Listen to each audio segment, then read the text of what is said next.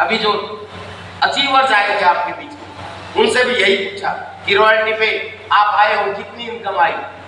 तो उन्होंने बोला 45,000। हेलो, क्यों? क्योंकि आपको पैसा प्रभावित करता है, लेकिन पैसे से कई गुना चीज ज्यादा भी कुछ होता है जो ये बिजनेस देता है, वो भी मैं आपको बताना चाहता हूँ। पैसा तो आता ही है, लेकिन अगर पैसे से ही प्रभावित होना चाहते हो तो भाई, कल मैं कहाँ था, विक्रमगंज, वहां पे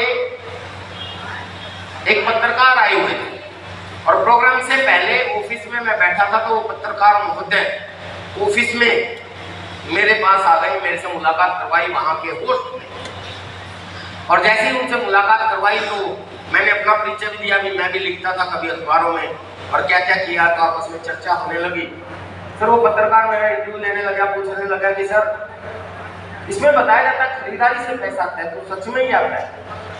तो यूं बोला, आप दिखा सकते हो? मैंने कहा भाई, सिस्टम तो अलाउ नहीं करता कि भी हम दिखाएं, क्योंकि बिजनेस हमेशा ऊपर नीचे चलता है। हेलो, आज कुछ है, कल को कुछ है, थोड़ा बहुत ऊपर नीचे चलता है, लेकिन आप पत्रकार हो तो एक चीज दिखा सकता हूँ कि मैं स्टेज पे एक डायलॉग बोलता हूँ तो मैं आज भी बोलूंगा, और वो शायद आपको हजम नहीं हो, इसलिए पहले ही बता देता हूँ। और वो डायलॉग मेरा पूरे हिंदुस्तान में पॉपुलर है। वो ये मैं बोलता हूँ कि आज मेरे को क्या इनकम आती है ये महत्वपूर्ण नहीं है, लेकिन आपके भारत का जो सबसे पॉपुलर आदमी है आज, जिसको बोला जाता है भारत का प्रधानमंत्री नरेंद्र मोदी, उसको तनख्वाह मैं देता हूँ जी।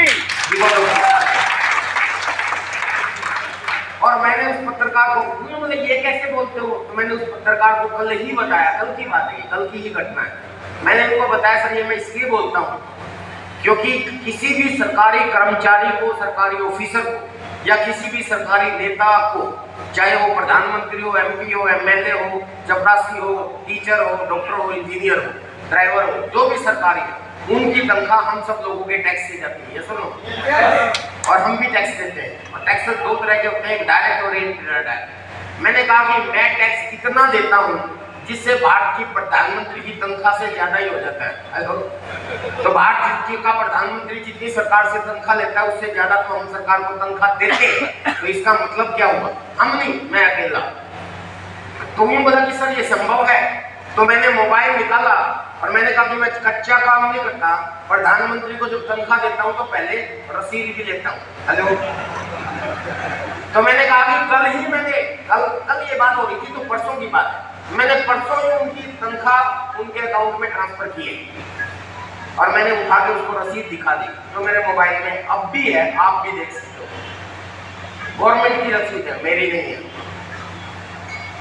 और वो भारत के प्रधानमंत्री की तनख्वाह से ज्यादा है, और ये मैं हर महीने देता हूँ। अब आप सोचोगे कि सर इनकम टैक्स तो साल में एक बार दिया जाता है, आप कैसे बोल रहे हो? तो मैं आपको बता दूं, इसी प्रधानमंत्री ने कमाई करने वाले लोगों पे भी एक टैक्स लगाया जिसको जीएसटी बोलते हैं। जो लोग 20 लाख रुपए सालाना से ज्यादा इनकम लेते हैं उनके ऊपर जीएसटी लागू होता है। हेलो, तो इनकम टैक्स तो देते ही देते हैं, वो हटा नहीं, वो तो हम दे ही रहे हैं, साथ में हर महीने हमें जीएसटी भी देना पड़ता है, और वो जीएसटी की अमाउंट भारत के प्रधानमंत्री की तनख्वाह से ज्यादा होती है। तो मैं आपको इसलिए बता रहा हूँ कि भी ये वही विजय विरोधिया है जो आप जितने लोग यहाँ पे बैठे हैं, आप में से जो आदमी सबसे ज्यादा गरीब समझता हूँ, मैं उससे भी ज्यादा गरीब परिवार से था।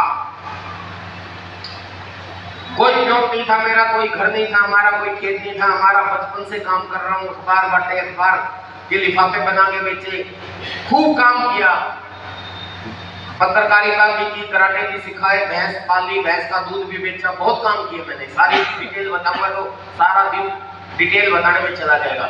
एक गरीब का बच्चा जिस तरीके से मेहनत करता है, सारी मेहनत मैंने की है, गेहूं भी काटा है, खेतों में भी काम किया, सब कुछ किया, मजदूरी भी की।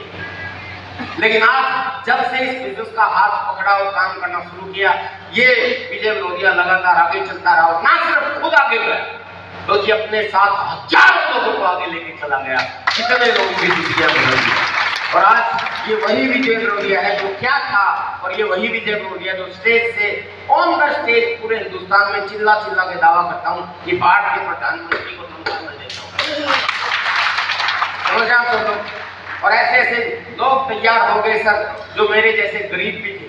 आदरणीय सुजीत कुमार सिंह, आप में से सब लोग जानते हैं, बहुत आइडियल हैं, आरसीएम के हीरो। जैसे आज आप इस मीटिंग में आए हो, ऐसे ही मेरी एक मीटिंग में सुजीत कुमार सिंह पहली बार आए थे मालदा टाउन में। बिना टिकट के ट्रेन में यात्रा करके गए थे, क्योंकि टिकट के पैसे नहीं थे उनके पास। पाँव में शायद चप्पल भी 2 तरह की थी, मैं देख के बड़ा हैरान हुआ था। उसके सेमिनार के अंदर जो टिकट उस समय में लगती थी 30 रुपए की लगती थी, और उस समय वो टिकट के पैसे उनके पास नहीं थे, उनके चाचा ने उनके पैसे दिए थे और अंदर बिठाया था। और उनके दिमाग में कॉन्सेप्ट क्लियर होगा कि ये बिजनेस मेरी जिंदगी बदल सकता है। सिर्फ अपने दम पे, अपनी मेहनत के दम पे और अपने सपनों के दम पे मैं कामयाब हो सकता हूँ। और उन्होंने सपने देखना शुरू किया, मेहनत करना शुरू किया, और आज सुजीत कुमार सिंह आपके सामने।